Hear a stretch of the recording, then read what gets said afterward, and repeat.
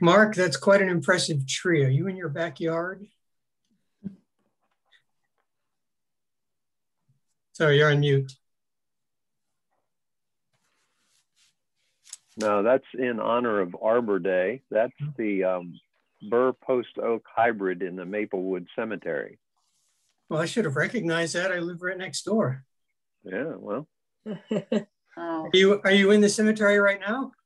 No, I'm using a green screen.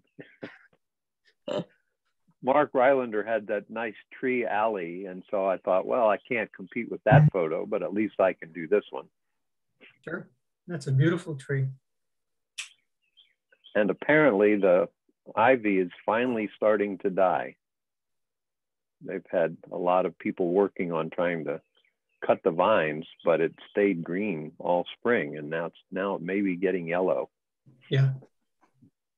I think they were worried that the ivy had migrated under the bark, and so it was hard to cut, you know. But. For those of you who know Maplewood Cemetery, that's the tree. That's the beautiful tree right in the center of the mausoleum. It's and we just nominated for protection. We just nominated for protection. Yeah, we'll talk about that in a minute.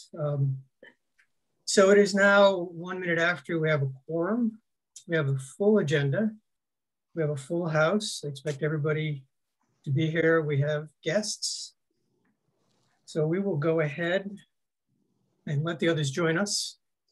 Call the meeting of the Charlottesville Tree Commission to order. First order of business is to look at the March minutes, which you all received from Mike last month. Are there any usual changes, emendations, elucidations, anything? I don't see anybody waving. Okay, is there a motion to approve the March minutes? Your hand. Tim moves. Peggy seconds. I'll second it. All in favor? Show of hands. Aye. Minutes are approved. So the first order of business is to welcome, we actually have a lot of welcomes this evening. We have almost as many new members and guests as we have existing members of the commission. I want to start first with, as you know, we had 3 vacancies. We said goodbye to Paul Jose and Emily Cohn-Miller and Jeff Jennings at the last commission meeting. And we're pleased to welcome 3 new members.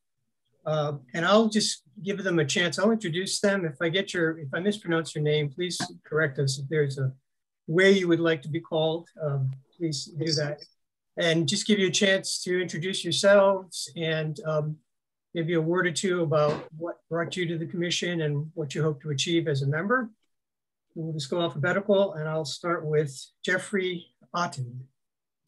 Hello, thank you, Brian. I go by Jeff, if that's all right for you all, and it's Aten. Aten.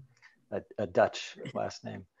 So I'm a landscape architect here in Charlottesville. I work for Nelson Berg Woltz Landscape Architects, have since I graduated from the University of Virginia in 2004 with a master's in landscape architecture and architecture, and have worked on a broad range of projects in my tenure there, and have lived in Charlottesville since 2000, and was at one point in time on the, I think it was called the Parks Advisory Board or something like that in the early days of living here, and am looking again for a way to serve the community, and thought this would be a very interesting place to do that. So looking forward to being with you all for the next 3 years. Thanks, very happy to have you. Welcome. Thank you. Thanks. Next new member, Victoria Metcalf. Hi, I prefer to go by Vicky.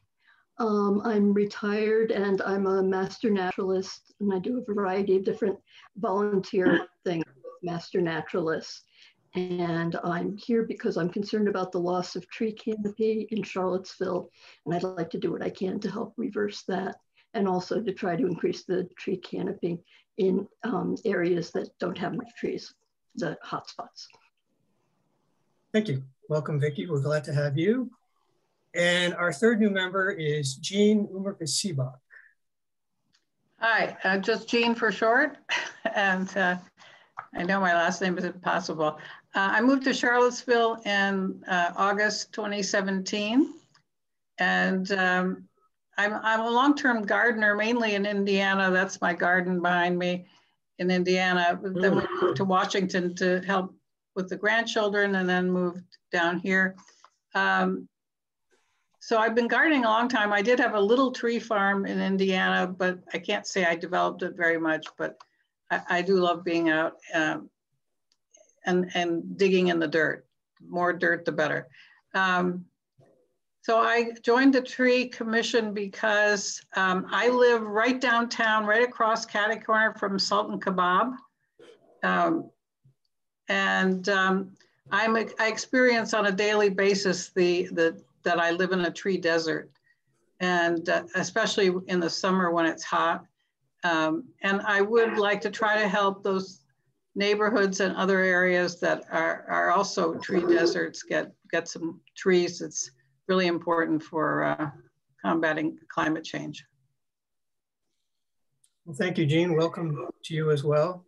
We were pleased. We had quite a number of applicants, and we were looking for individuals with your skill sets. And you came forward, and we couldn't be happier to have you join us on the commission. We look forward to working with you.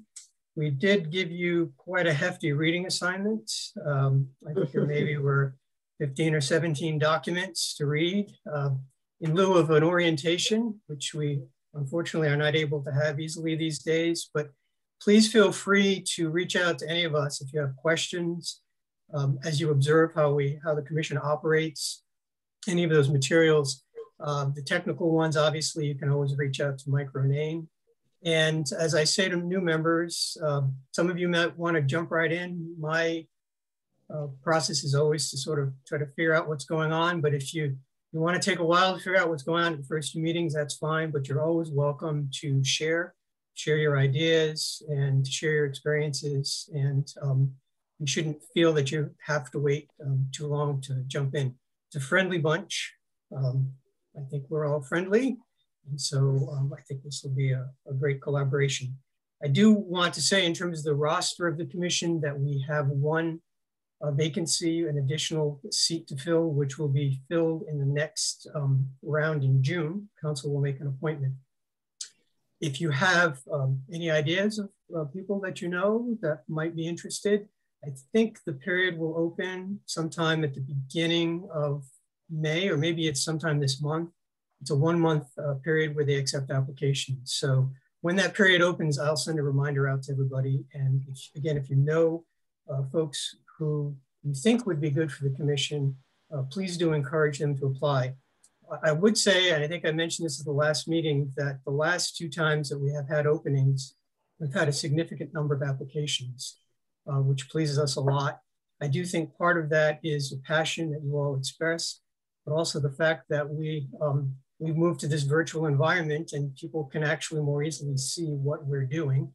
I know a couple of our new members, I believe, were at the last meeting or observing as members of the public. So I think this is a very good thing, and we're glad to see those numbers. Before we go into presentations and reports, I just wanted to catch you up on a number of items.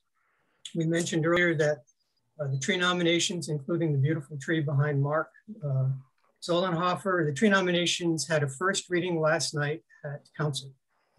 And I assume the next meeting, is that in 2 weeks, or would be the second reading? I believe there was no opposition. I know Mike made the presentation. I heard from Peggy that there was no opposition to our trees. The one issue that did come up in the meeting, and just to clarify that under the ordinance, the tree nomination process, which is open to citizens who can nominate through the commission or to the commission directly, and that is sent on with a report, an expert report from Mike to council. And obviously it's council's decision after public hearing whether or not to nominate the trees. These trees are either specimen trees or historic trees or noteworthy trees. We also have a category for outstanding street trees. I think this came up at last night's council meeting. The fact that we put forward 6 trees this time, and we will be nominating more, that number should not indicate in any way the commission's concern about the loss of trees, either through development or through disease. And by that, I mean, we're really trying to acknowledge the best trees that we have and to afford them as much protection as possible, and also to raise public consciousness through these trees of the need for the entire urban forest. So it's possible that there'll be a day where we can nominate 20 specimen trees, but we're not out to nominate all of the trees in Charlottesville. We really want to nominate those that we think really are worthy of this designation. And as I say, we have more in the pipeline, and you'll be hearing about that at the next commission meeting.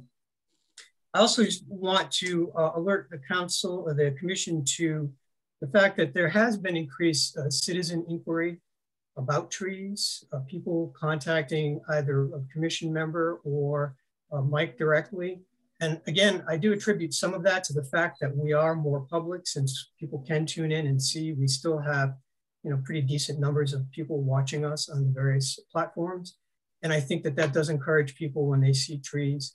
I'm speaking to the public that if you have concerns, if you want to call out a tree to us that you think is either diseased or in need of treatment, if you have a tree that you think is worthy of designation, nomination, and you want to do that, reach out to the commission.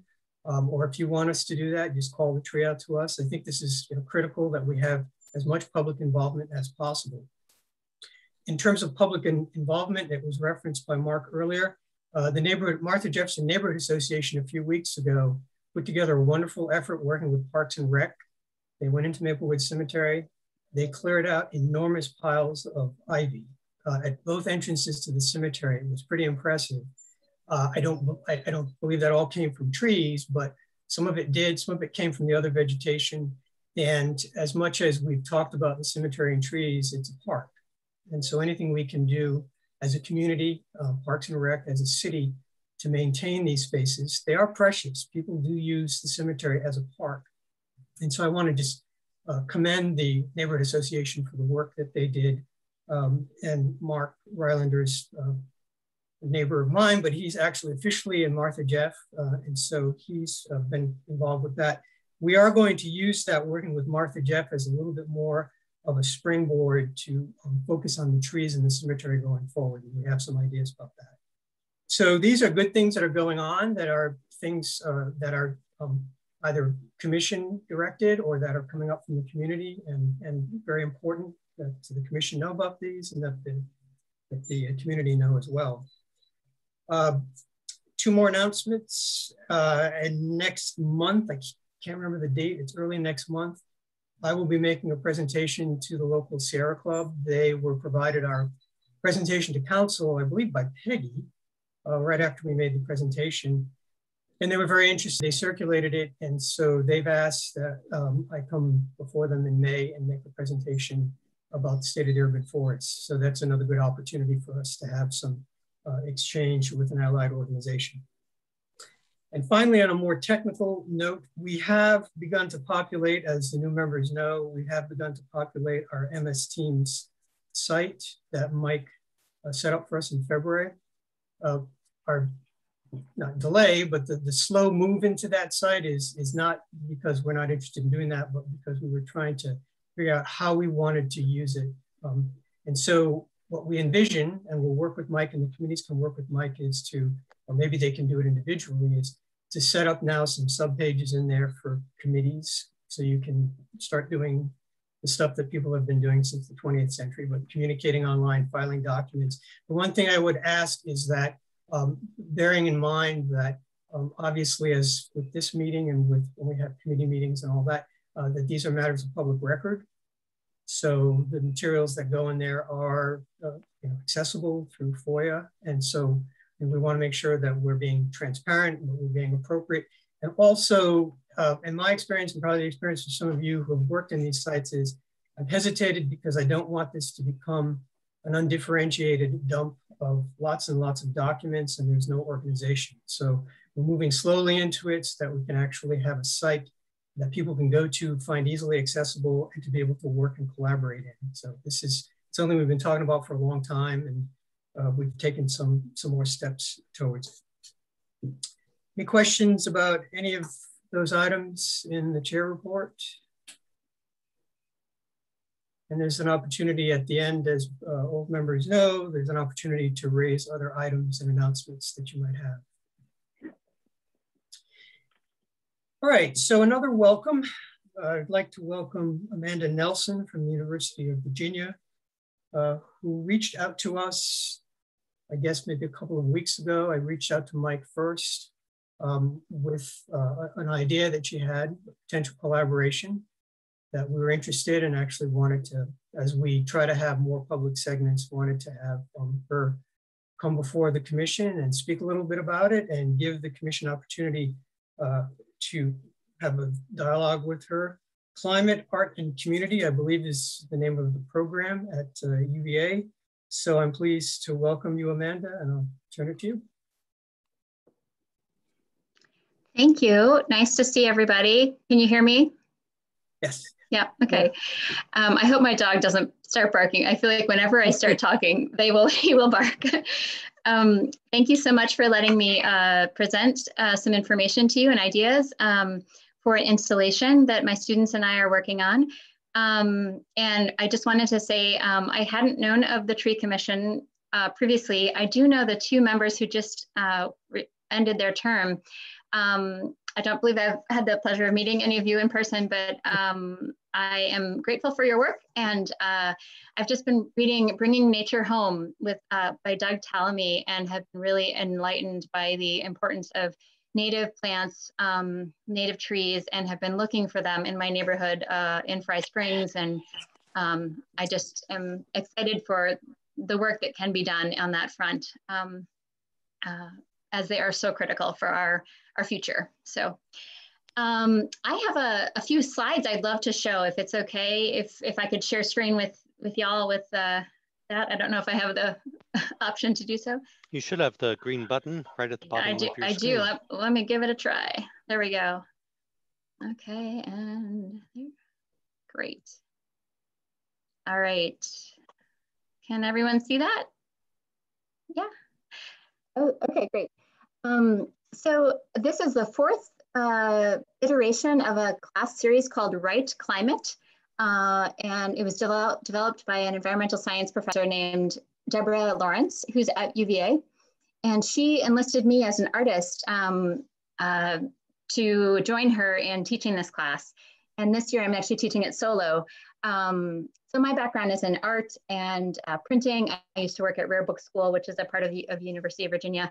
And I've been involved in a few of these projects. And this year we are working, last year we worked with the Charlottesville High School students there talking about climate change and teaching climate modules. And this year we're actually working with the Boys and Girls Club. I wasn't able to insert any photos of that, but I wanted to let you know that we are working with some youngsters to talk about the climate crisis. So I was just going to lead you through a few images from the class. And we started off saving our sanitary waste for a week and just trying to figure out what we were accumulating. This was my bucket. And just kind of noticing what are the resources coming through our lives on a regular basis. And then, contemplating where are they going. We took, each individually took a carbon footprint measurement. And then we've also done some seed planting. So we did about 120 jug greenhouses, all in my backyard, and they're doing really well.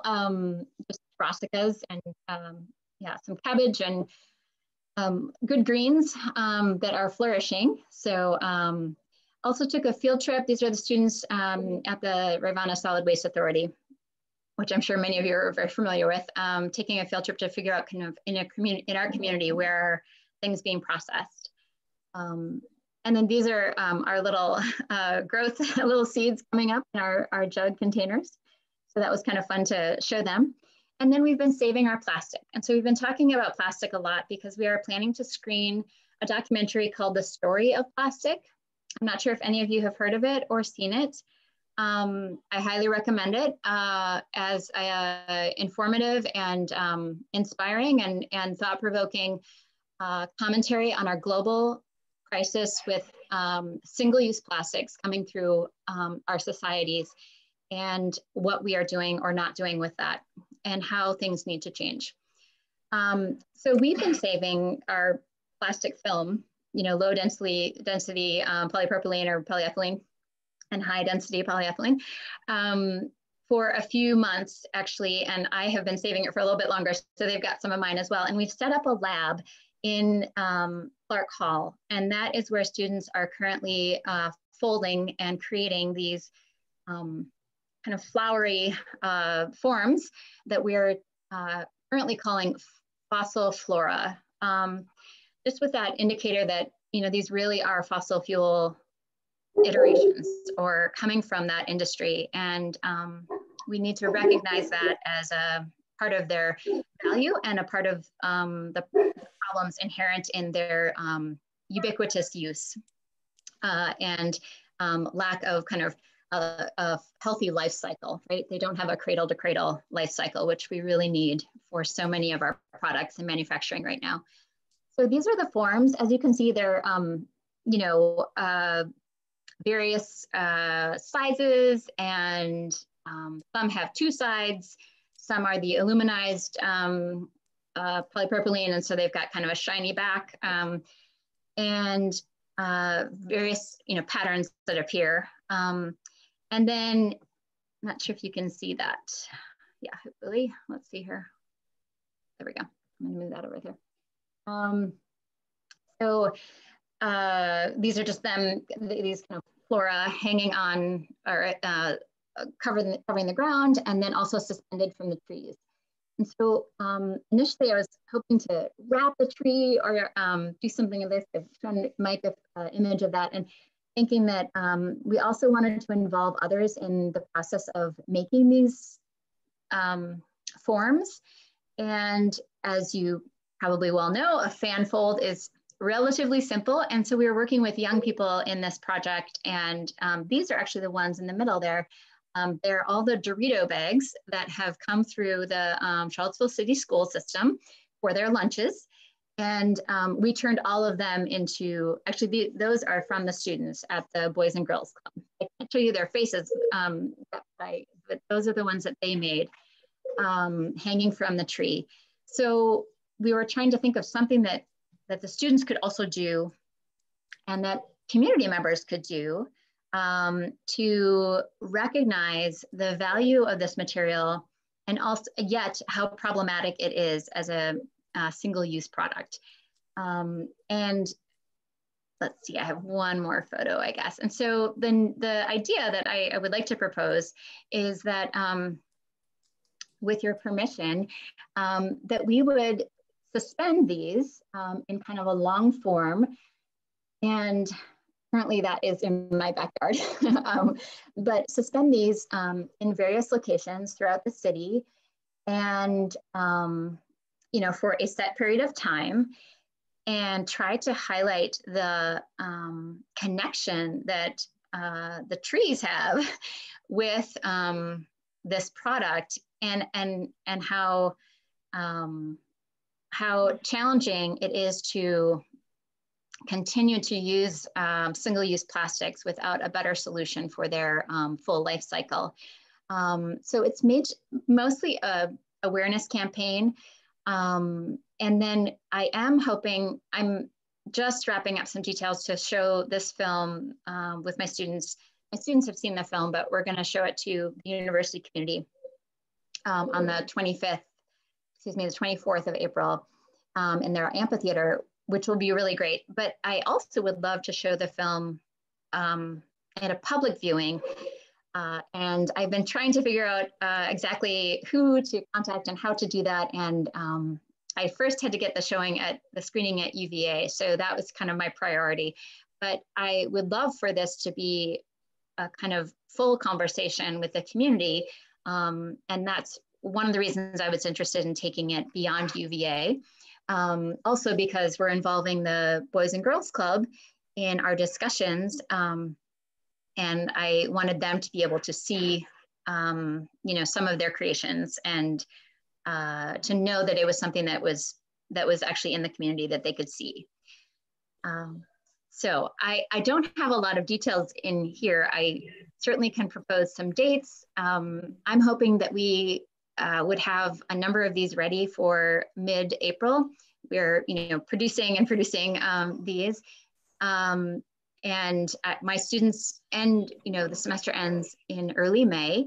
I know Arbor Day is the 30th of April, so maybe that's a good day to kind of celebrate, of course.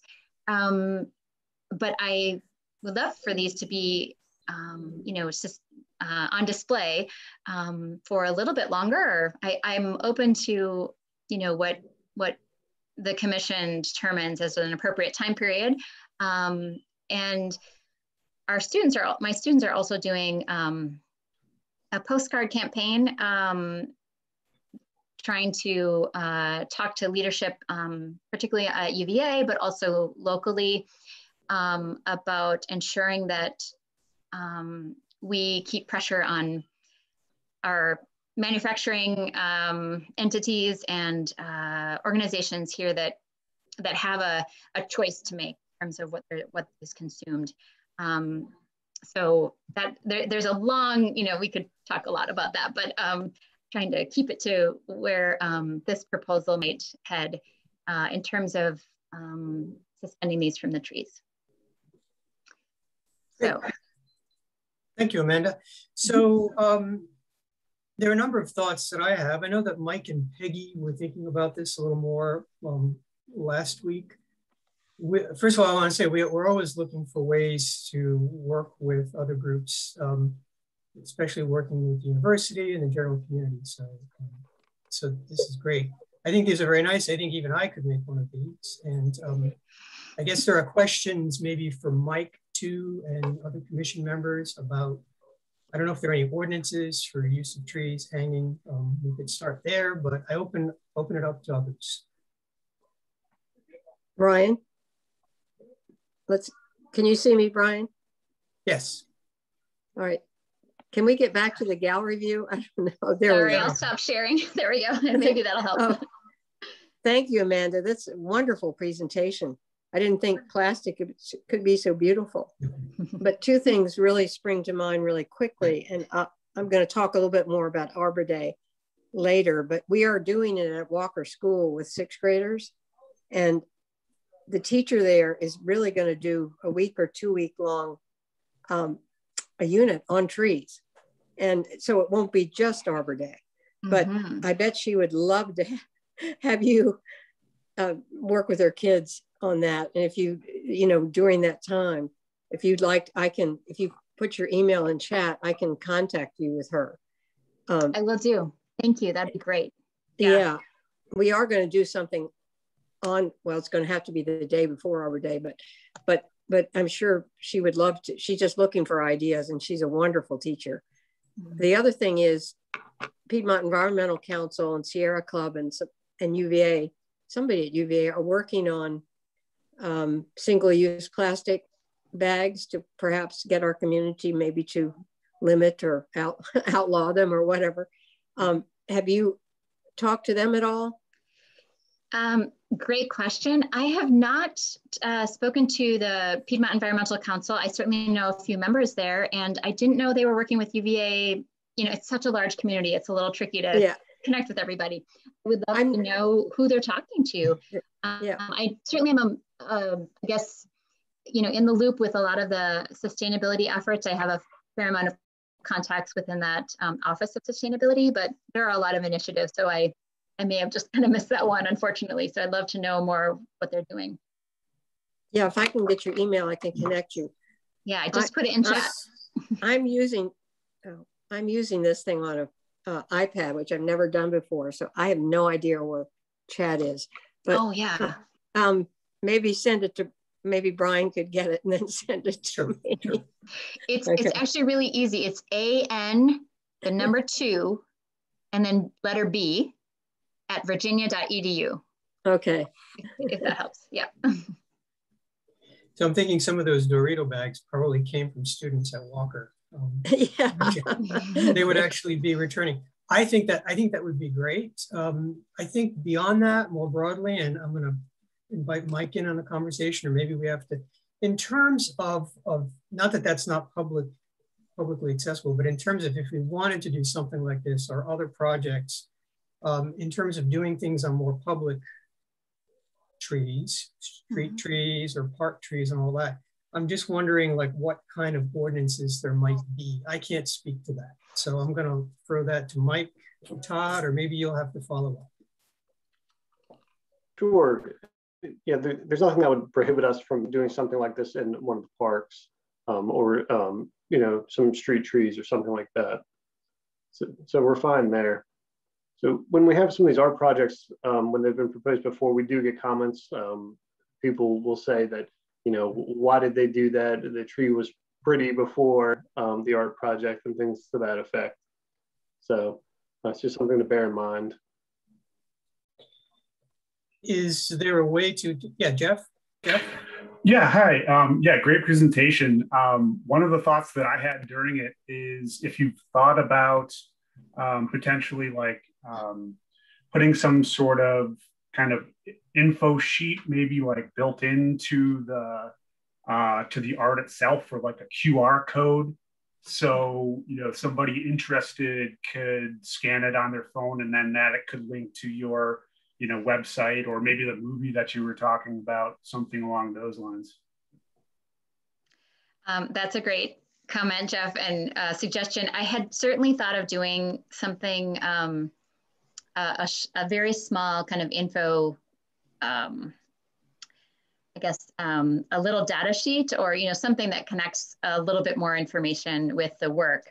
And I was contemplating how that could be attached and, you know, we've got wind and rain and all these things to consider. So just trying to figure out how best to do that. I have not come up with like the way.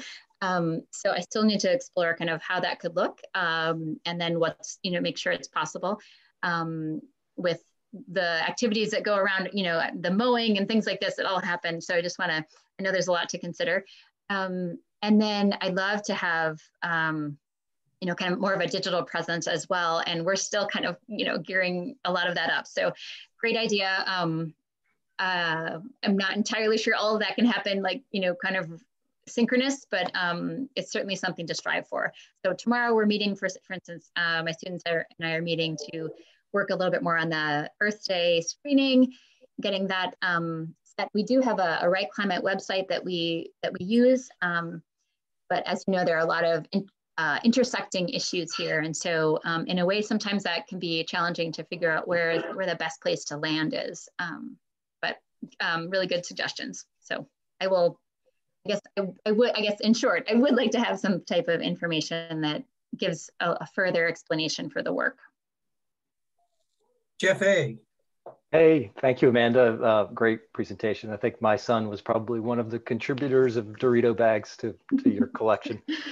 The way in which, and this is maybe too detailed, but it's something that I guess I focus on, is the way in which these might connect to the tree. And I just think of long-term, I know they're not going to be up for a long period of time, but in terms of then how they get taken down, you know, so whether something that's tied around a limb or a trunk remains and then girdles.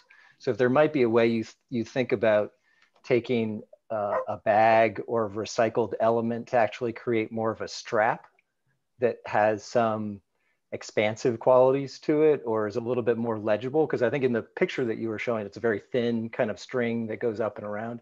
If there might actually be something that was a little bit more broad and significant, or in the way in which you think about looping and tying, it's not tight. But anyway, that's just a kind of detailed question, because I think sometimes when those things remain, they actually cause some long-term damage. But yeah, thank you. You know, our motto was no harm to the tree. And so we were trying to think of like, okay, what can we make sure, again, my dog, sorry, what can we do that makes sure we are not harming the tree in any way? And I know, you know, sometimes you put something, yeah, it can kind of cut off circulation, right? Is I think what you're getting at. And so I would want to make sure that whatever technique we're using and material we're using is safe in that regard.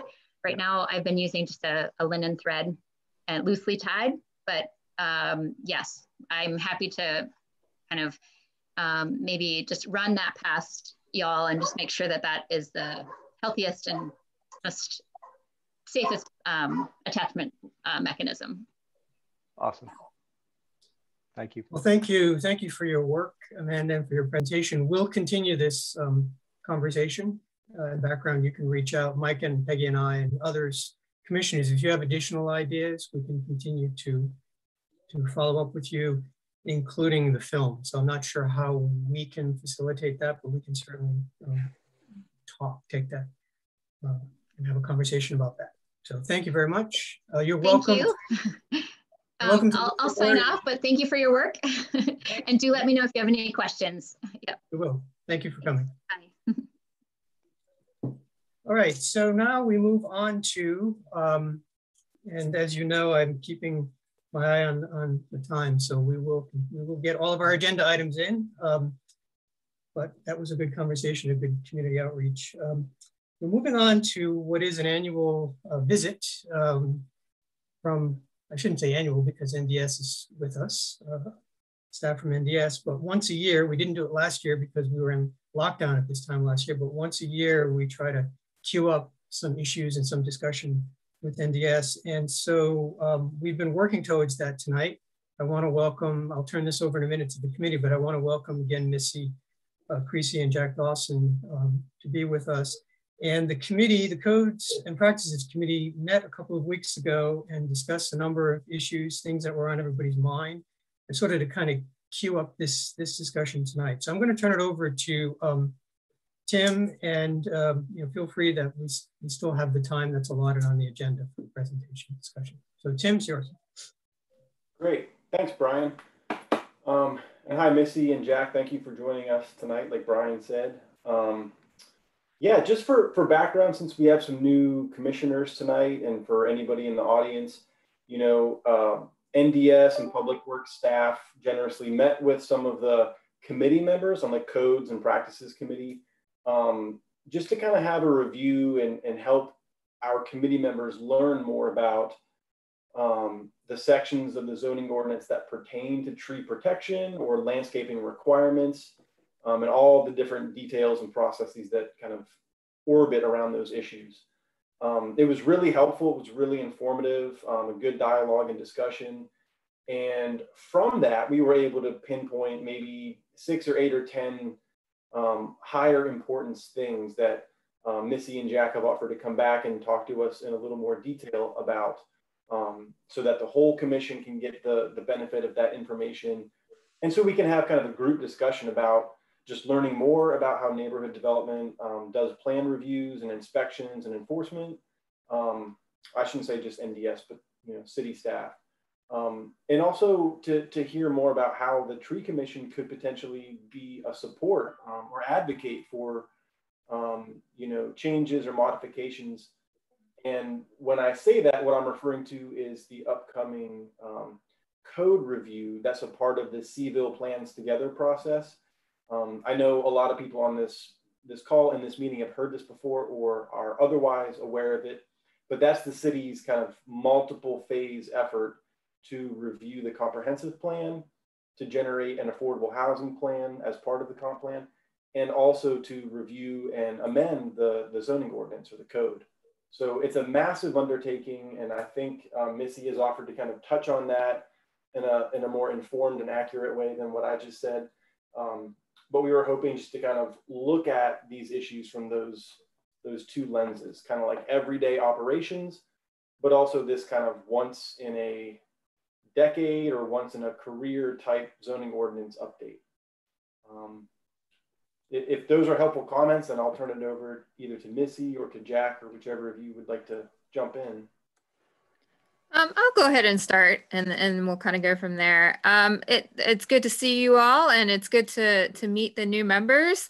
For the Tree Commission meeting, we have a staff member from Neighborhood Development Services who is either listening in or participating in each meeting. We rotate that around because we've got a lot of different people going to many different meetings, and then we coordinate if there are issues that come from your meeting that we need to look at from a broader perspective.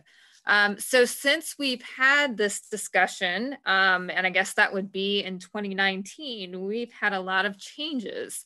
Some good, some we're still trying to figure out. Neighborhood Development Services, the department that I am still a part of, was actually split.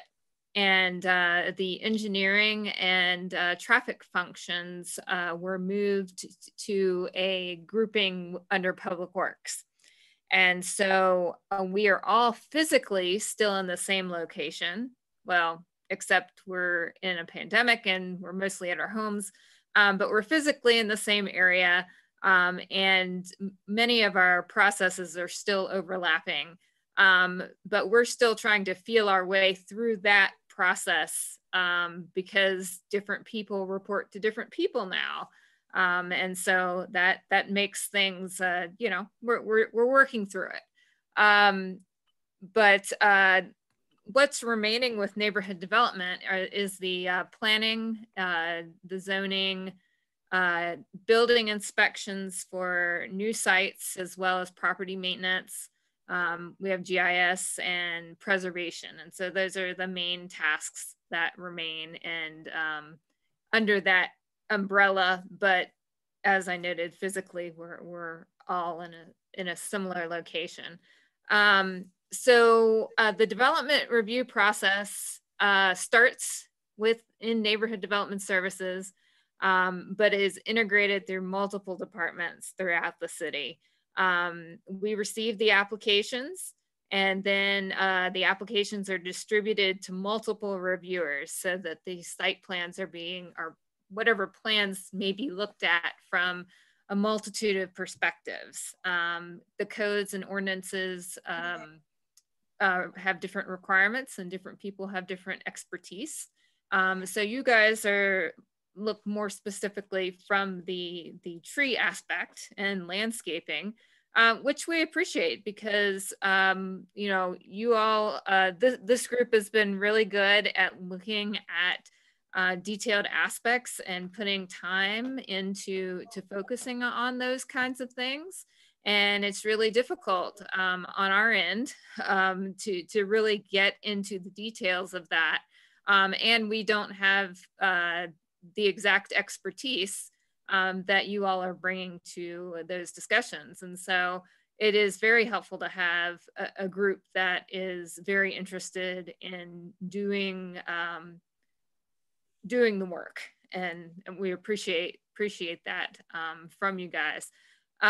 We have some limitations based on code, the state code, as well as some of our other codes as to what we are able to do and what we can suggest happen. And so that becomes frustrating, especially in the realm of trees, because we're pretty limited in how we can make people do things. But we try as much as we possibly can to work with folks in order to do the best thing that can possibly happen. Doesn't always win, but it is something that we try to encourage as we're going through the development review process. So that's kind of overarching. Jack and I and some of the other staff met with the code group. I guess it was probably a week, 10 days ago. And the code group, your code subcommittee has put together a lot of questions and a lot of information to consider as part of what can be put in place for codes and what is, you know, questions, basically questions, and really good things that it's hopeful that we can consider. So it was narrowed down to a list that we received from Mike and Tim of a few items for discussion for this evening. And many of those items will probably fall more so into our code rewrite that Tim alluded to a few minutes ago. A couple of years ago, we were working with the Planning Commission on a comprehensive plan update. We had a lot of changes in our community. We had the August 17th activities. We had our 2017 activities, and then a lot of changes in leadership. And so we're just getting to the point, oh, and then that pandemic that we're still in. So, you know, a lot of things coming in the air. And so some of these weren't even in place when we began the contract for this project, but we've been working with our consultants since 2019 in the fall. And we were able to adapt all the processes to our current pandemic situation to allow community engagement to continue during that time. So we, one thing Tim wanted me to share with you guys would be kind of the time frame on the zoning aspects of things. And I did make sure that we got something with the consultants that they felt comfortable with me sharing, which is fine. So we're currently working on our future land use map. That has gone to the Planning Commission for some discussion, and the consultants are revising that now, and it'll be coming back again. And so as that evolves, the consultant working on the codes is planning to start doing a diagnostic of our code in May. They've been collecting comments all along the way. I know you guys have provided comments. We've had a lot of staff comments, a lot of community comments on our current code and what works and what doesn't work and what could be better and what are best practices on certain things. And so the efforts to collect that are still ongoing. So if you all have thoughts in addition to the work that the code committee subcommittee has been working on, we definitely encourage those. So they're gonna take our current code based on the work that's been done so far on the land use map and see what our code would do to implement the land use vision. Likely they're going to come to the conclusion that it's not going to. And so at this point in time, nothing is off the table for discussion. And we anticipate that the scoping of that will be a complete rewrite of our zoning code. You know, that's a pretty big endeavor. We haven't done that since '03, and it was definitely big at that point in time. But they did want me to encourage you guys, if you have comments and thoughts, and it may be more things that come from this discussion, that we share that with them as they're working through their work. All right, I've talked an awful lot now. I don't know if this is the direction, Tim, you wanted us to go in. You know, we could go kind of through the listing of items that you noted. It looks like Jack's got some additions to share. Very flexible. Yeah, no, that's really good, Missy. I appreciate all that context and detail. And I think just picking up on that update you shared with the CVille plans together, it sounds like May will be when Roadside Hartwell and their sub-consultants will like really start to focus in on that code audit and do the diagnostics. You know, as you're familiar, like our committee, including Paul, who's last month, almost after a decade on the tree commission, was just last month. You know, he's done a lot of work to compile questions and issues and comments and everything. I think we were a little bit slow to kind of jump in with recommendations until now, for the reason that we weren't sure what type of an amendment this could be. Like if it's going to be more of a surgical amendment process or more of like a repeal and replace, or perhaps something in between. So we'll kind of keep our ears open for those types of updates and that kind of guidance. But we can provide input in either format, you know. If there's going to be more of like a repeal and replace, we can, you know, help research model ordinances or other communities that really get it right, and focusing, you know, on Virginia localities. And And we could even still provide like the specific points that we've identified either on our own or in coordination with you all. Like I know the parking lot issue was really an aha moment for us. I don't think anybody had known the extent to that definition and its implications for how the landscaping requirements are administered or exempted. And we find a lot of those contradictions within the code. Unfortunately, our code from 2003 was written by a committee. There were a lot of community groups and folks that were involved in that writing. But when you do something with multiple people working on different things, it can be difficult for it to all come together and read in one document. And so we've definitely discovered that over the years. I was working with one myself today, not tree related, but it was one I don't do the plan review as much day to day as I used to. And I was doing some of that today and found another one of those, oh, great.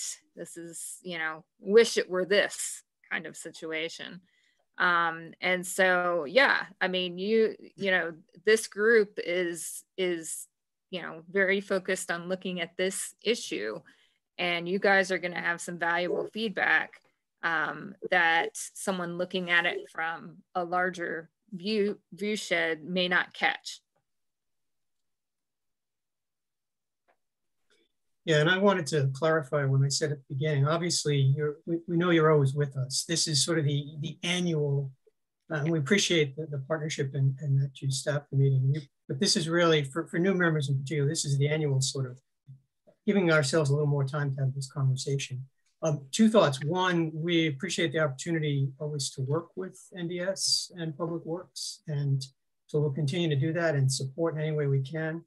But a lot of the concerns, as you won't be surprised, a lot of the concerns that we have as a commission and have had for a number of years is that we know there are things that we could be doing better as a city.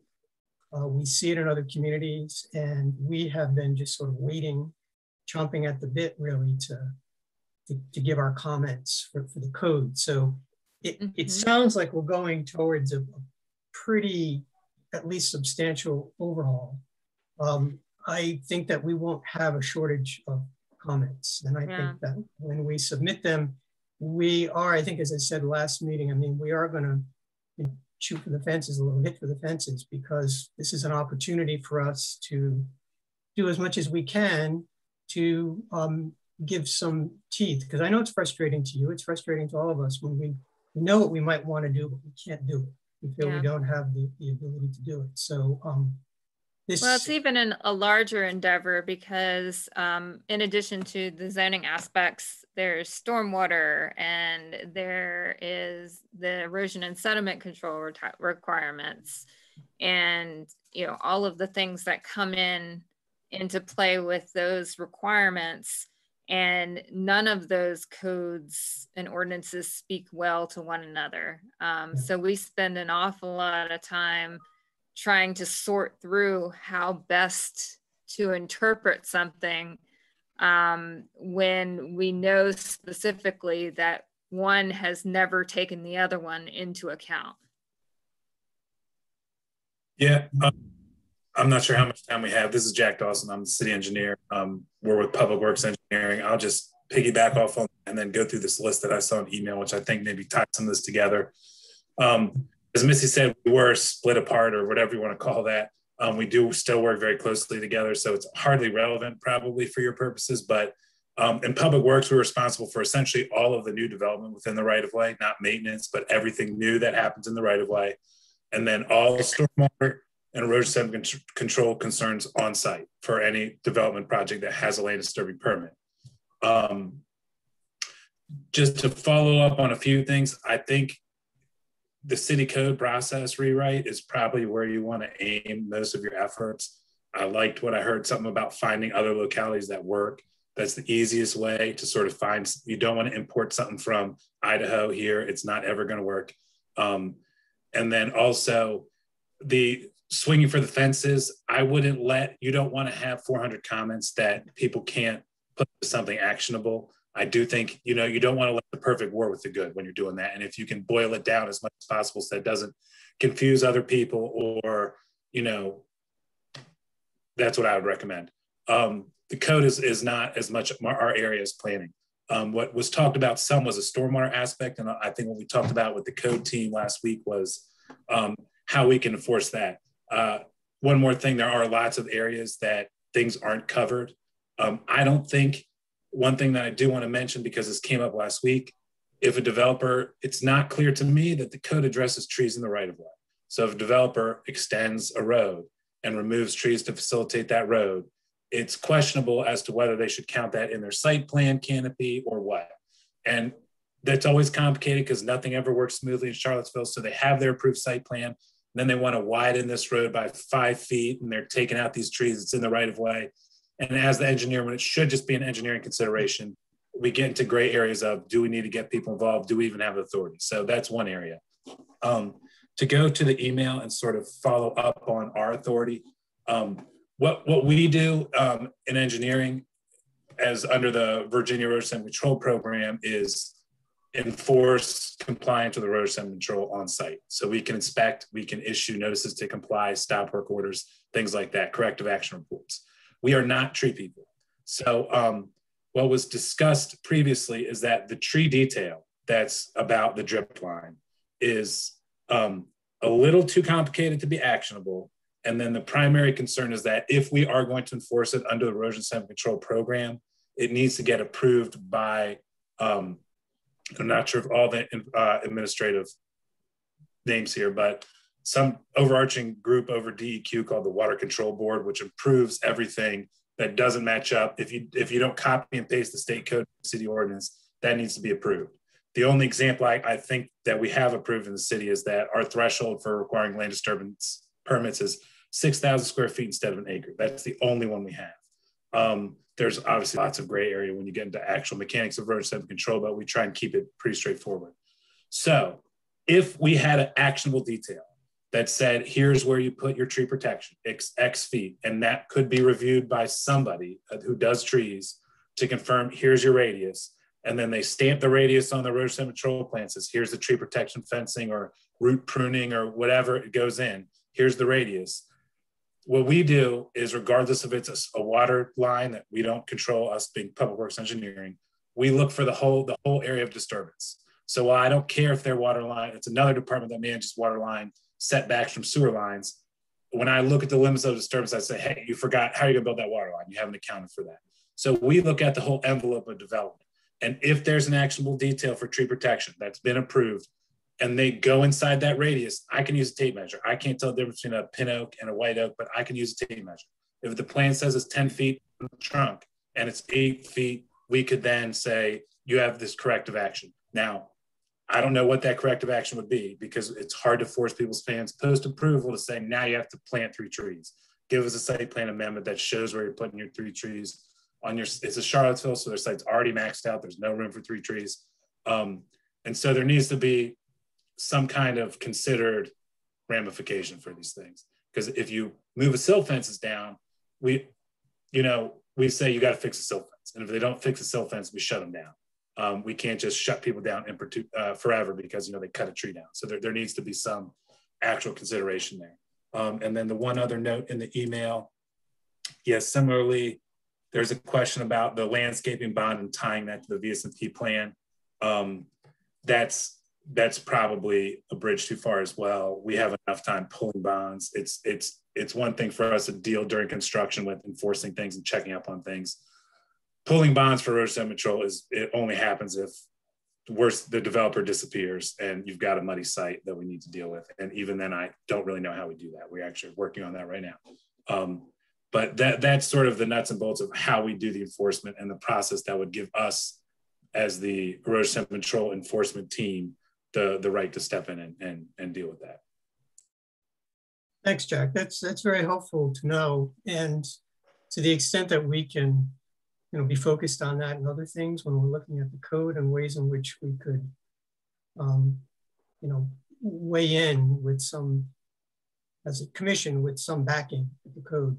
That'll be very helpful. When I say swinging for the fences, I agree with you entirely. I mean, what are our priorities? Hitting the good pitches and making sure we hit them out of the park, not swinging at everything and missing a lot and confusing people. So I agree with you. We're going to focus on the things that we think will help the most and try to be as explanatory as possible when we do that.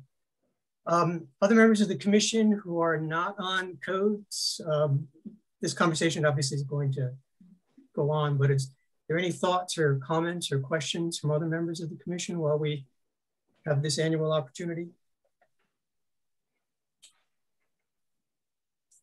I'm not familiar with code, and I apologize. I should definitely read up on that. But is there a tree mitigation ordinance in Charlottesville?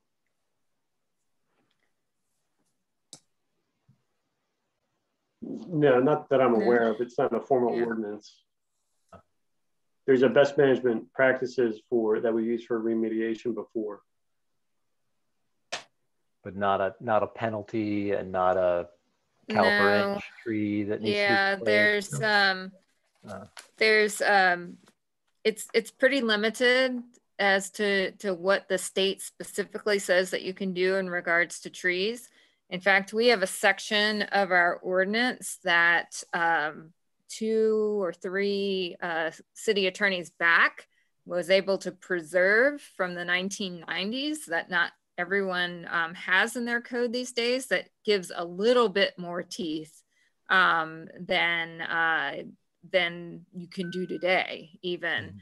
And so, you know, we find from this perspective, it's a lot more incentive based, you know, incentivizing the landscaping aspects, incentivizing preservation. But yeah, our teeth are very, very limited. From a zoning perspective, if someone removes a tree, we give them a zoning violation because they're out of compliance with their site plan. Well, okay, then what happens next? Well, we continue to tell them, you know, we got to address this. Most people will work with us. They want to get into some sort of compliance, and whether that's an amendment to add additional trees. I mean, once a tree is taken or damaged, you know, you don't have it's not as easy to get out of, but we can usually get folks to plant more trees. If it becomes completely egregious, then it's a matter of our attorney's office having capacity to assist us in taking them to court.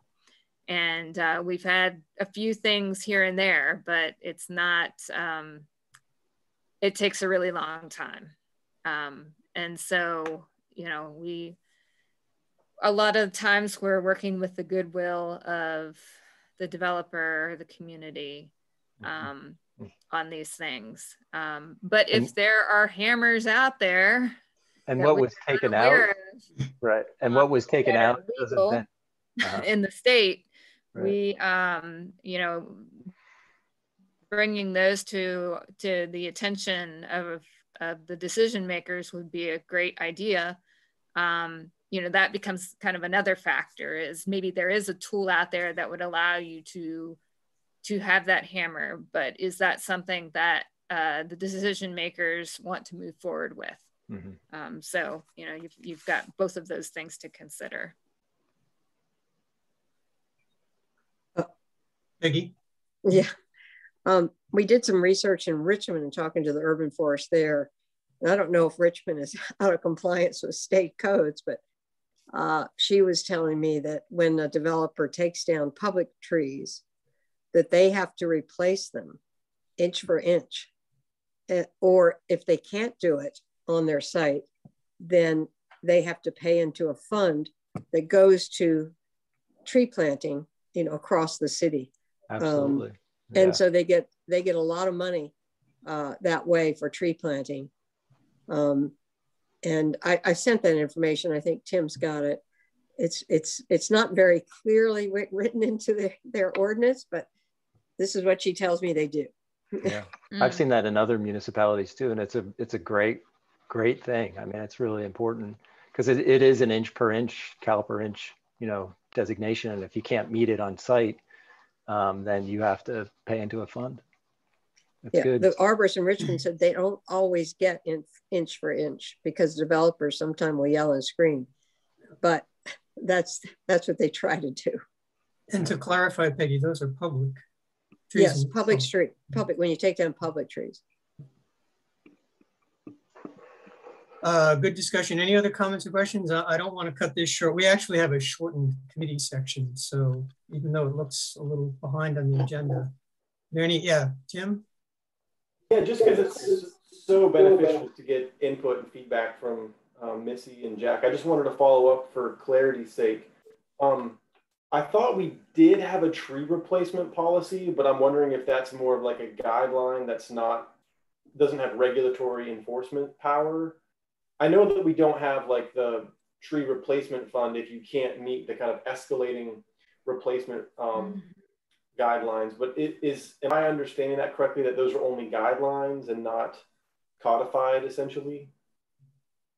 What I was speaking to, and Missy can probably correct me here, but the what's in the zoning code just mostly describes the canopy, like the site plan, your canopy will be X. And my understanding is that that applies to the property.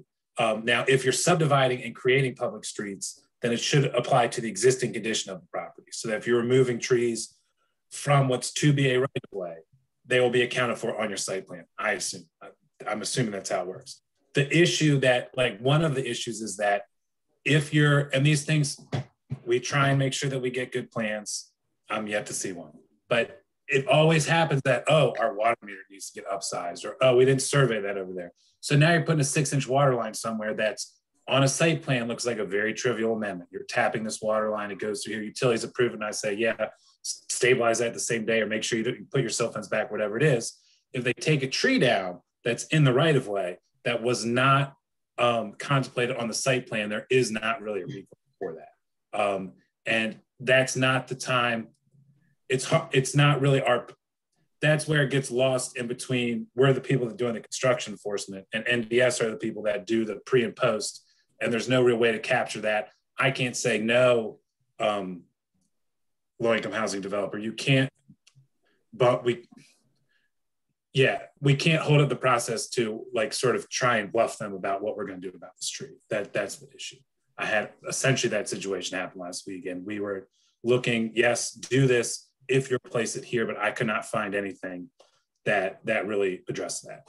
Yeah, there's really not a specific teeth to that. A lot of it ends up being relationship building and encouragement of doing the right thing, which works with some folks and not with others. But like Jack said, we have a lot of difficulty with our designers that submit actually thinking through their entire development. And as things move through the process, they discover problems that potentially could have been addressed early on. And the only way to solve it is to take other ground. And unfortunately, the trees lose a lot. Yeah, it sounds like that's an issue that if we could staunch the bleeding there, that might actually really make a big difference over time. The kind of incremental, unplanned loss of trees. There might be a way to avoid that with making sure there's a different distribution of those types of utility plans, or a requirement to submit it on paper before adjusting it. I mean, I'm not quite sure all the ins and outs, but that seems like an area to focus on, moving forward. I guess my question was more about like the chart that I've seen for tree replacement. I wasn't sure if that was, I know it's not in the zoning ordinance, but if it was in the standards and design manual or in the BMPs, because I understand the standards and design manual is enforceable, but the BMPs are not. Those are more guidelines.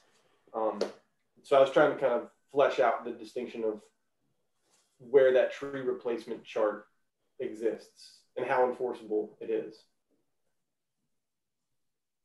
in a perfect situation with fully staffed departments and, you know. And can we get it in the code, or does that, going back to Missy's earlier point, is that something that we're not allowed to do under state law? I guess there's a series of questions there. What kind of teeth can we put into that? Yeah, and then, well, that's helpful. We'll keep looking at that, and, you know, we'll make progress on that. And then, Jack, I had one additional quick follow-up question for you. It was about kind of your reflection that the bonding was a little bit more of like a overkill, or maybe, you know, a step too far. No, sorry, go ahead. Well, I guess the question I had was not so much bonding the E&S plan, unless it's kind of appropriate if it's a very big site or something like that. I don't know.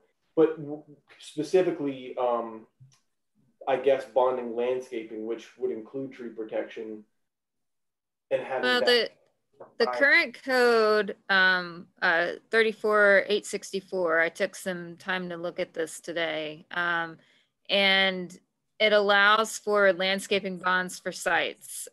So if it's the wrong season to plant, then people will post bonds for their landscape plan. And then when it's the appropriate season for planting, then they do the work and then we give them their bond back. There also is a provision in the code for maintenance bonds for existing landscape, but it's only specific to what's to be preserved on the site. It's not something that we have in the past held separate bonding for. I guess you know, the planning group was talking about this a little bit because it is something that could be pursued, but it'll be quite a bit of administrative time. And then we're gonna have to take a lot of Mike's time to assist in making sure that things are being implemented properly. I mean, we already do that with existing trees. We don't have a specific process for that at this point, but the current code does have a maintenance bond requirement for existing to be preserved landscaping. The only thing that could get tricky with that is it's not required in most cases that people maintain the existing landscaping. And some folks might choose to say, oh, I don't want to have to bond that, so we're just going to get rid of it all and we'll put in all new canopy. So, you know, it's kind of a balance of the two. Because, you know, if you've got a tree there that's in good health and it's got a number of years to go on it, that's going to be a much more valuable resource than taking everything out and starting over again. So it's a tough balance. Yeah. No, we recognize, I mean, these are, you know, there's a lot, this is complex. It goes beyond the trees. To your point earlier, obviously, trees are affected by large portions of the code. Sometimes they don't operate synergistically, but we're going to do the best we can to provide comments that we think are sort of the priorities. We look forward to continue working with your department, with you, Missy and Jack, and I want to thank Codes Committee for meeting. There are no other comments or questions. Obviously, this is an ongoing conversation, so plenty of opportunity. But if you think of something after the meeting or before the next meeting, since there is somebody from NDS, I mean, if there are questions, not that we're going to have this kind of session again, but we can bring things, specific items to the agenda along the way. So thank you. We actually have, as I said earlier, we have shortened committee reports. So we're behind on the agenda, but we're not that far behind. We've already talked under codes and practices about code revision, so that's taken care of. I'm going to turn it to Peggy. I know she has one, perhaps two items. We reference Arbor Day. We have some updates, so I'm going to turn that to Peggy. All right. Well, I'm the chairman of the Educating Advocacy Committee, but because poor Mark, who is new and is on the Arbor Committee and all by himself, I've also sort of been chairing the Arbor Committee too. So let's just talk. I'll talk about two things. One about Arbor Day, So we are going to do that at Walker School. Walker School, though, is closed. I mean, the children did not come on the official National Arbor Day, which is April 30th, a Friday. We're going to do it on a Thursday. At Walker School, we've got a wonderful teacher, Nancy Smith, who teaches language arts for the 6th grade there, is very excited about it, as I just told you before. And she's going to do more than just Arbor Day. She's going to do a week or two of a tree unit with different activities. So we are partnering with the Tree Stewards, which we always do for our Arbor Day celebration. We're actually going to be celebrating on the Arbor Day a street tree planting that was done above the playfield there, if you're familiar with it. It's actually 4 types of trees. There's London plane, sugar maples, Shumard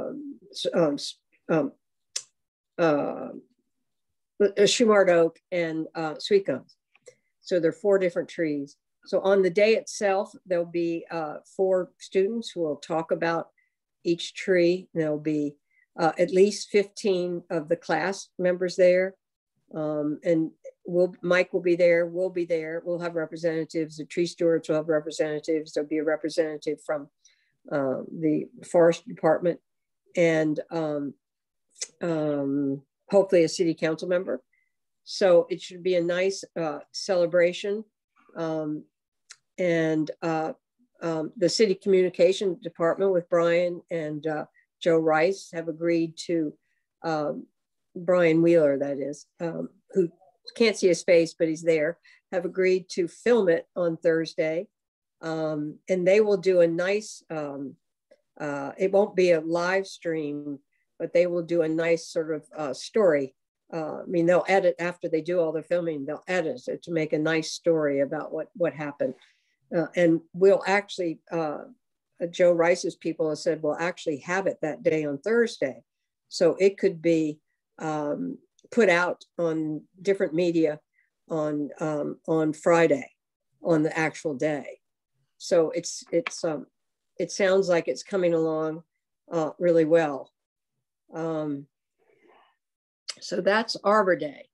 The second one. Can I just say something about Arbor Day? Peggy, I just want to thank you. I want to thank Peggy because there have been a lot of moving parts to this, and the pandemic hasn't made it easy. People contacting, and there are a lot of people who have been working on this.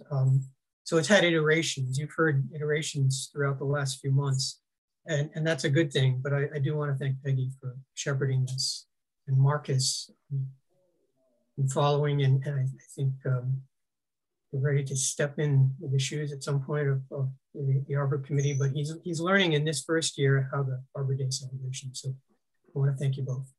Yeah. Peggy, just to confirm, it's going to be Thursday, April 29th at Walker at 10 a.m. still? Yes. Okay, thank you. Yes. And Robin Haynes and Camille Wilson at CATS have done a tremendous amount. Camille is a teacher herself, and she's already gotten some activities involved. So that won't necessarily happen on Arbor Day, but as I said, this is going to be drawn out. It's really going to be neat because the kids are going to learn a lot about trees. You know, and we'll have a flag to give them. That's still going to happen. Yes, Mike, you'll get a flag. Yeah, I can get a flag. That comes from the Department of Forestry. They always give a flag for Arbor Day. Mike has a lot in his office. Probably, if you want one, you can get one from him. So any questions on Arbor Day? I mean, we'll be giving you, I do want to have a meeting of the Arbor Day Committee and the Education and Advocacy Committee soon. And for you that are just new to the Tree Commission, anytime more than 2 people get together, it has to be a public meeting. So Brian Maynard and Brian Wheeler will work together, see if we can get a date that's so that we can have, because I'd like to tell you more and get you more detail about these 2 projects and see how y'all can see how, you know, you might be able to help us. But anyway, so the second project, you probably know that one of our priorities is to plant trees in our low canopy neighborhoods, which often correspond to lower income neighborhoods. You probably, some of the new people here have probably read about what the absence of trees have done in these neighborhoods, not only the loss of environmental benefits, such as storm drainage and wildlife and whatnot, but the health consequences of having heat and pollutants have been documented, and you've probably read about that. Also, of course, energy costs are higher in these neighborhoods. So we, in a very sensitive way, want to work with the communities and try to begin to reverse this. So we are working again with CATS on this. There'll be 2 phases to it. The first phase, CATS is really leading, and that'll happen this fall. Well, they'll plant a small number of trees, approximately 10, but there's going to be an event one day that's going to combine a celebration of trees with reading, to plant a reading tree where children can actually sit underneath it with a bench, read, and actually in some way, maybe perhaps put something on the tree to indicate they've read a book. So we'll get more details about that. The longer range project is, we're very lucky that we have a national environmental organization that seems to really want to give us money, and a nice chunk of money to do more planting and more, to get into neighborhoods and do more education, not only about trees, but the environment. Also to teach, particularly to get to teenagers and teach them about employment opportunities in the green industry, whether it's tree related or landscape maintenance or agriculture or whatnot. So we're really excited about it. We haven't sealed the deal, so to speak, but that would happen, perhaps begin to happen later this year and throughout 2022. The Tree Commission would organize it. Todd Brown, who's the director of parks, has said that we can use his programming people to help us plan some of these events and celebrations. And then CATS would actually do the tree planting. They've really got a method of doing that, but they don't do it alone. They get community members in the community and volunteers to help, but they really have a great process of doing that. The City of Promise, which is an organization that works in the 10th and Page area that works with families and children, wants to help us do outreach, and we can use their facilities for meetings. We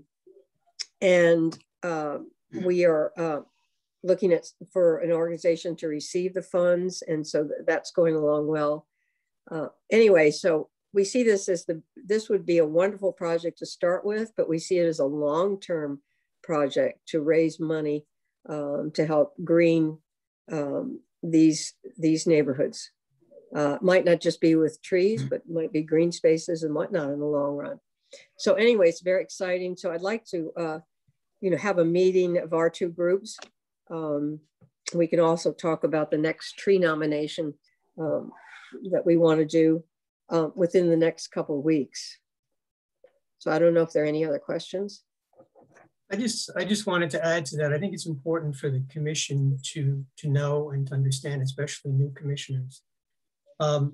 We see this isn't just a one-off, obviously, in terms of the funding. We see this as an opportunity to create a stream of funds through various allied organizations to do work that would be public and private.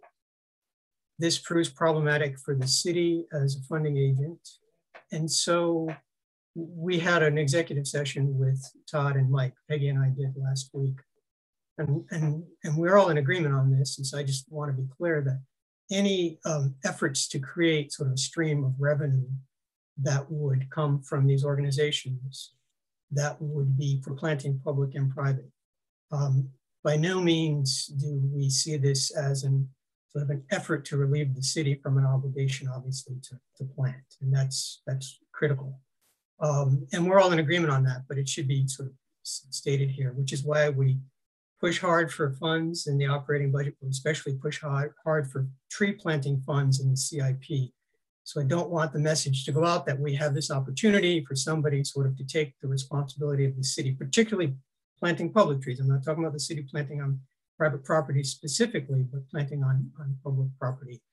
This is a way to increase the ability for the entire community to do this. So it's not just a tree commission effort, though we're one of the groups sort of spearheading this, since we're an important component. So I don't want to jump in too much on your presentation, Peggy, but I think it's important for everybody to understand. No, I'm sorry, I didn't mention that, Brian. I mean, this is really for planting trees on private property, because what happens often in these low canopy areas, there's not much public property or right of way to be able to plant. So this is a program to be complementary to what the city gives to parks for planting on public property. This would be more for private property, but it would have an education component to it too. And it might be, if we're fortunate, and it sounds like we have somebody who's eager, and if we're fortunate to build this as other communities have, where they have a community fund, it might be that it will from time to time, hey, we get to the end of the season, Mike, we've got this street, we could use a few trees here. We might even be able to do it for that, but it's not to take the lion's share of the public burden away. But you're right, it's mostly private. Any comments or questions on this? Again, thank you. Peggy has been working with Roxanne, former commissioner, behind the scenes. A lot of people have been working on this. So I want to thank you for that. Any questions or comments on that part of Peggy's report? We're doing well because we're sort of cheating in a little bit to Mike's time, but not too much. On the issue of committees, since Peggy, you reminded me about this, for new members, you will see on one of the documents, the organization document that came with the bylaws and the roster, we slotted you in to work on committees that we felt sort of best suited your skill set, maybe not exactly. Also, because as Peggy pointed out, the Arbor Committee could use some beefing up, and we felt that we had some good people with the Arbor Committee. Vicki, we can talk. I mean, we've sort of slotted you in for working on codes and practices, but if there's another place that you would feel more comfortable, that's a conversation that we can have later. But so just if you looked at that document and thought, how did I get on this committee? That's how. All right, so we're going from committee reports. We are now to Mike's got 2 items for us in the arborist report. I think the first one is we have a decision to make, and then we can talk about mulch trees. Sure. With or without ice? So as you recall, from last month, we had a few options. We were trying to explore all of our options for the canopy study. We were looking at purchasing more recent 2020 aerial imagery to do a more up-to-date study. And we've looked, I'm still waiting to hear back from a few other people in the industry of other places possibly we may be able to purchase 2020 imagery. The issue I found with the imagery that we looked at from a vendor was that it was a different scale. It was 2 meter instead of 1 meter. So this would have considerable implications if we were comparing past canopy studies that were 1 meter resolution and AIP imagery. So that is going to be an issue, but still kind of looking at all these other options, the best option right now I see is using 2018 NIP imagery. So it's not as up to date as we would prefer. If you recall, 2019 would be our 5-year canopy study, is what we would like to do. But I wanted to kind of get some feedback from the commission. Is it time? Should we move forward with this? Should we make sure we've exhausted all of our options? Or was the group ready to move forward with 2018 NIP imagery?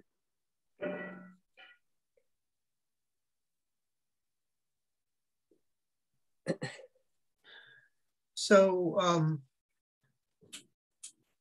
mean, I see this 2 ways. One, whatever data set we choose is already there, right? I mean, it's already in place. So we're not losing the chance to get a plane up in the air and fly around and all that in a particular season. we want to make sure we get this right. We're using your expertise. Thank you for pointing out that we want to compare apples to apples, and so that's a critical thing. I mean, there is a sense, if not urgency, I mean, we do want to have somebody working on this data and being able to get enough information. We're not that many months off where we're going to start thinking about our annual presentation to council. So for me, that's really the deadline, working backwards from there, because that's going to help inform that. So I open it to other members of the commission. We could say go forward with whatever you recommend tonight, or if you feel like, you know, a few weeks more would help you to do full due diligence. I think that would be fine, but I'm interested in other ideas, opinions. Anybody? Mike, you said the 2018 is 2 meter. The 2020 imagery that we can purchase is did you see your text? It's 2 meter. I mean, there's not a lot of difference, is there, between 18 and 19? I mean, we're not talking, it's 1 year. I would agree. I think, I can't imagine, I guess it would be hard to speculate, but I can't imagine, you know, tremendous change from 2020 because it was such an off year.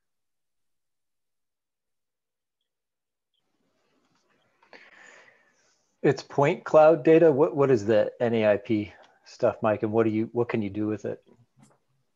So it's lethal and aerial imagery, and whether we get it from Department of Agriculture or a satellite company or another company that we pay to take the imagery, we're looking for 1 meter resolution because that's what we've used in the past.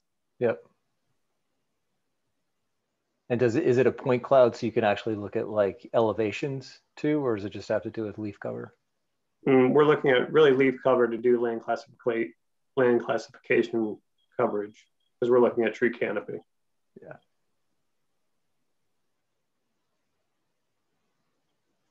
This is not something we have to formally vote on. I mean, we consult, we consult with you, you share your expertise and we make a decision. But I mean, I'm fine with saying we don't need to wait till next month. We don't need to have a formal vote going forward. I mean, we approved the criteria, we approved the grant was received. So unless anybody objects, I say if you want to take a couple more weeks to see if there are other options, and then, just say, look, in a couple of weeks, I exhausted all the options. I mean, we can move forward unless there are any objections to it. Sounds right to me. Sounds good. Okay. All right, thanks. Now you're going to tell us about mall trees. So I hope in the agenda packet, you all got to take a look at the mall tree study RFP that I put together. I had taken what Brian Daly did in 2019, and I changed some things, got rid of some redundancy, and obviously I got rid of the cultural landscape part of it. And I added a couple things. So it's not sweeping changes. Fortunately, Brian Daly left a great foundation. I didn't know if people had a chance to take a look at it, if we want to put it to a committee to compile comments or just sort of general comments. So before we get to that, can you just give a little context of what we're talking about for the mall trees for the new members? Sure. So for the new members, the downtown mall trees, there's 77 large willow oaks. I believe there's 9 maples. There's a handful, I think there's a dozen Shumard oaks, but the mall was built in 1976.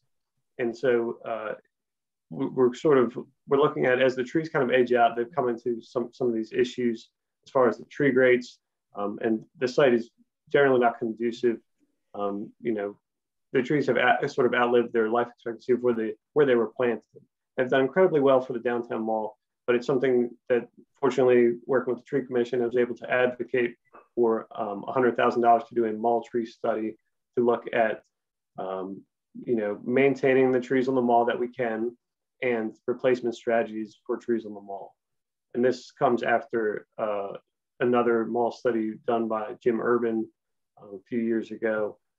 And this is sort of just, what we really want is prescriptive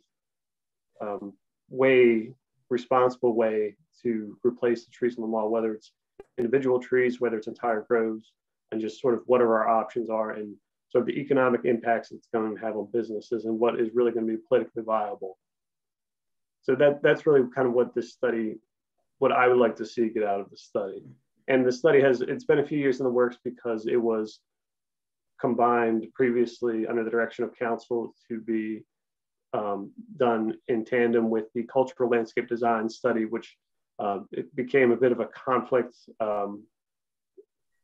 They're obviously a conflict. They can become a conflict with each other, but now they're separated, and we're hoping to get things moving because time is of the essence, and the sooner we have a plan in place, the better.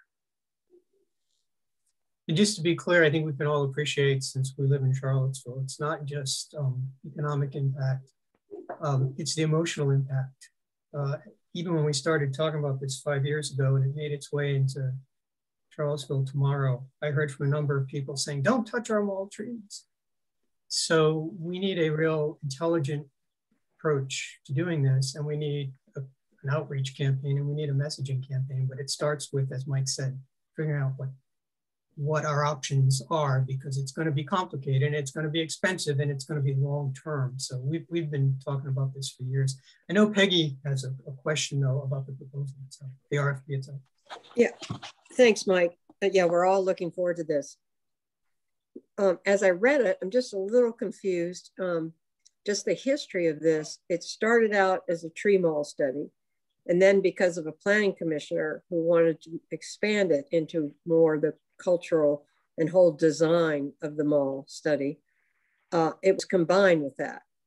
Then we were told it's going back to trees. But as I read this now, it seems like we're back to the combination, particularly when it says trees are secondary. So I guess I'm just confused. I mean, it sounds like it's more than just trees now, again, which is not only the, which would not only be the preview of the tree commission, but could be lots of committees throughout the city. So what is where is the, that's why I'm confused. What's the emphasis? Well, I mean, the emphasis is on the trees. If it says somewhere the trees are secondary, please, if you could email me and let me know, I'll take that out. But I think I try to make it as clear as possible and eliminate the cultural landscape proponents of the study. Well, it seems like in the RFP, not only does it say the trees are secondary, but there's a lot of talk about other issues on the mall besides trees in the RFP. And I don't want to get into the details tonight because I know Brian's going to appoint a small committee to work with you on that. I mean, on looking at it in more detail. I think maybe the confusion here is that the cultural study had more to do, and I'm assuming it's still going to go forward under separate auspices, but had more to do with the history and the architectural significance and the Halpern design and how it integrates with other things. Whereas I think what probably confused a little bit when we first looked at this is there's other infrastructure things here. And we know the trees are not separate from the rest of the mall infrastructure. We understand that. But as long as we're going in the direction of making this a tree-centric RFP, like we're actually asking tree experts to come in and talk about trees, they will have to address the other issues because these things are interrelated.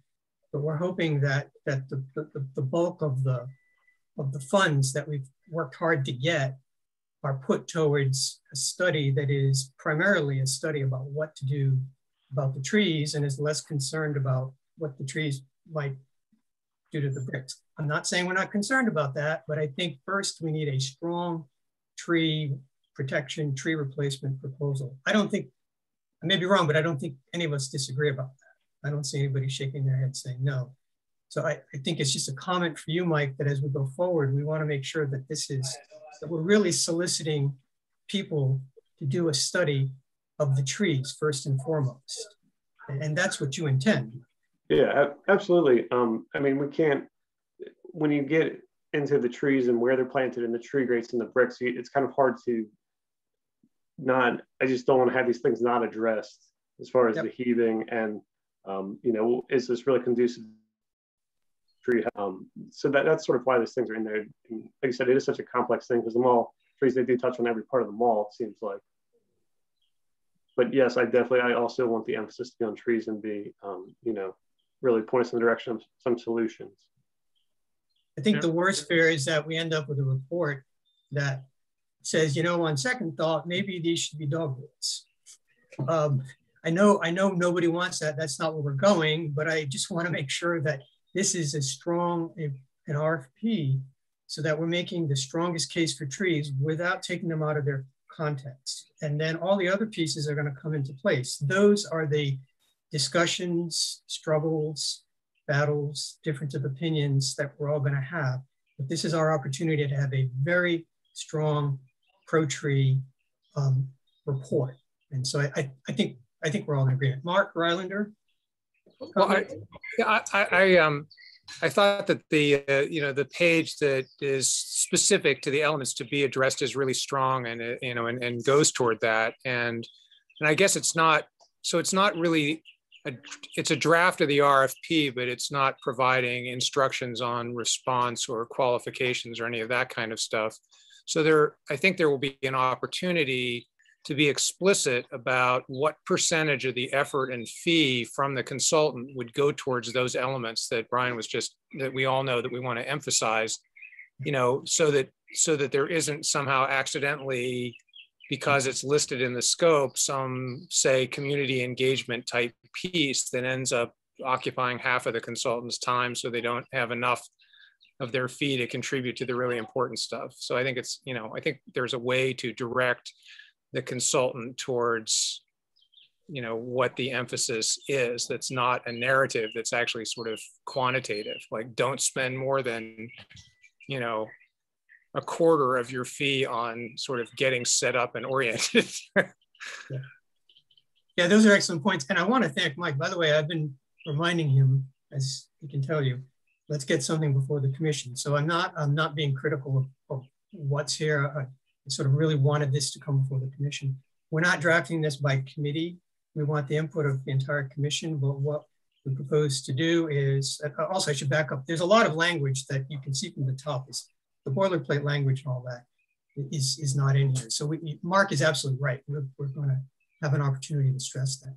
So what I propose is that I would work with Mike, and if Jeff P has some time to review this with me. I know that Jeff A is on Arbor, but if this is something he'd be interested, anybody else who really likes working on RFPs and technical documents is welcome. Jody's shaking his head yes, he wants to work on another one. But so we'll do this in a small group. If I didn't mention your name and you're chomping at the bit to do this, please by all means reach out to me. We just want to do a small group sort of further revision, bring this back. My time frame would be bringing something back to the commission where we can have a chance, perhaps a week or two, for the commission to read it ahead of the meeting, which means probably not by the next meeting, but maybe 2 more meetings and get to a point where we can actually vote on this and get this thing issued. So that, let's say it's April, so let's say at the latest, if this works with Mike's schedule, like we're issuing something by early summer or late spring. That seems to me a good target. So again, thank you. New members, you have any questions about this? I should point out to you that a deep down in those documents, there is a copy of the 2015 tree canopy report by Jim Urban. It's a great report. We spent time walking the mall with him, had dinner with him. It's really a wonderful starting point if you want to know sort of where we're going, what we've been thinking. And then there is also in there, the second report I was going to call your attention to. But anyway, anything we've talked about tonight, there's some kind of foundational document. So if you have more questions, you want to go dig into that, and then reach out to any of us. Anything else, Mike, on this, or anything else you want to report that wasn't on the agenda? Oh, there's some other things for Arbor Day. It seems like a popular, very busy year for Arbor Day. So just so the Tree Commission knows, Dominion will be working with a Girl Scout troop, and they'll be planting a tree in Lower Washington Park on actual Arbor Day. And there's a bench that I'm trying to find out more about. There's a bench made out of repurposed wood made from the willow oak on the downtown mall extended that was removed from the Virginia Department of Forestry. And I believe it's engraved Arbor Day 2020, and I don't know if we can fix that. But last year we had talked about doing Arbor Day at the Clark School, and we had promised them this bench for Arbor Day. So I've reached out to them to see if they're still interested in receiving the bench, and the principal is no longer there. So I'm waiting to hear back from the acting assistant principal, whether they're interested in this bench still. Virginia Department of Forestry it sounds like they would still like to do a press release and still like to, dedicate this bench on Arbor Day. So that's still in the works, but I want to let everyone know that that's happening also. Great. Yeah, any other requests we get, yeah. Mark? I asked a question in the chat, and I don't know if Peggy saw that because of the format, but I was curious. I wanted clarification on the Arbor Day planting at Walker on the 30th. Is that at 10 o'clock? And who's actually planting those 4 trees? And are we supposed to participate in planting them? Or? It's Mark, I'm sorry, I must have misspoke. We're not planting any trees. We're going to celebrate a line of street trees. Okay. And there are 4 different varieties that are there. And I'm not sure if Mike was involved with planting. It may have been, I think it was 2014. I'm not sure. But anyway, it's a line of street trees. We're going to not celebrate one tree. We're going to celebrate street trees and the importance of them, as street trees. Got it. I misheard. I thought they were being planted. So sorry. No. And I understand there's one more Arbor Day event related to the tree that Mark Sollenhofer is sitting in front of. Is that true, Mark?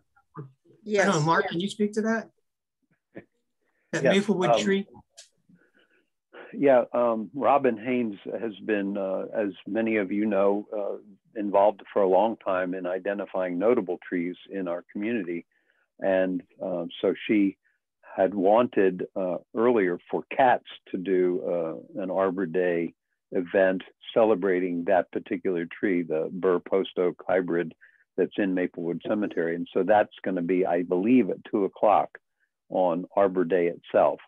But that is, in its, I don't know the details because I haven't talked to Robin recently, because the other Arbor Day was going to be on Friday at 10 o'clock on the 30th, but now because of the school timetable, they're going to do it on Thursday, the 29th. So I'm pretty sure it'll still be at 2 o'clock at Maplewood Cemetery, but I don't think it's going to be a massive number of people, especially with COVID. Yeah. Well, I think we have. I think the governor's given us enough space, but we should. Anybody who wants to attend, it's a beautiful tree. And I think there's going to be a plaque, correct? Like the other that goes in the ground? I believe so. Yeah. Yeah. Yeah, that's wonderful. So that tree, to be clear to especially the new commissioners, that tree is nominated by the commission as a specimen and will also be a notable tree that will have a designation from the tree stewards. So that's great. We should start calling it Arbor Week, it sounds like, instead of Arbor Day. But it's exciting. Remember, a year ago at this time, we had to cancel all of these, every event. So to have a plethora of things to do with trees is actually a blessing. So yeah, Mark. In light of that, because of the work that has been done with these notable trees by Robin, I was given a printout of, I think it's 25 street notable trees with a driving tour. It's just a printout of multiple, like 4 or 5 sheets or something. And I would be glad to send that. I'll check with Robin first, but I'll be glad to send that to any of the tree commission that would want it, because there's some amazing trees here in town, and she's got directions on how to see them and where they are. So we could even post it with our commission materials. We could post it even on our website, if it's okay with Tree Steward. So clear that with them, but if we can share it with others, that would be wonderful. Okay, I will do that. Thank you. So at this point, we're just a few minutes off the agenda, but at this point, we call for any general public comments. And I know that Brian is monitoring. I'm not sure what public we have this evening, but is there anybody from the public? We do have one audience member. If they would like to click the raise hand icon, they are welcome to address the Tree Commission. And I don't see any hands going up. Okay. Well, we welcome that one person. Glad you take an interest in what we're doing. Now we go to any items, announcements, anything, commissioners, that you'd want to either inform the commission about, the public about, or if you thought of a comment out of sequence to the agenda and you want to say something. We do have a few minutes to do this. So anybody?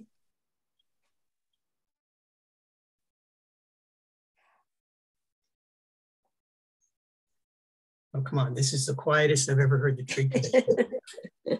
You're not shrinking violets, nothing? All right, Mike, do you have anything else? I mean, this is the second month in a row. We're going to finish a little early, which is okay because it's still sunny and warm out. Anything for you, Mike? Peggy, I think we covered everything. I'm good. I think so. Right. Well, I want to thank you all for the hard work you're doing. There's hope. It's spring. There's hope ahead. We're going to have some great events, and committees just keep pushing forward. And again, welcome to our new members, and we are adjourned. Thank you. Thank you, Brian. Thank you. Thank you all. Bye. Yeah.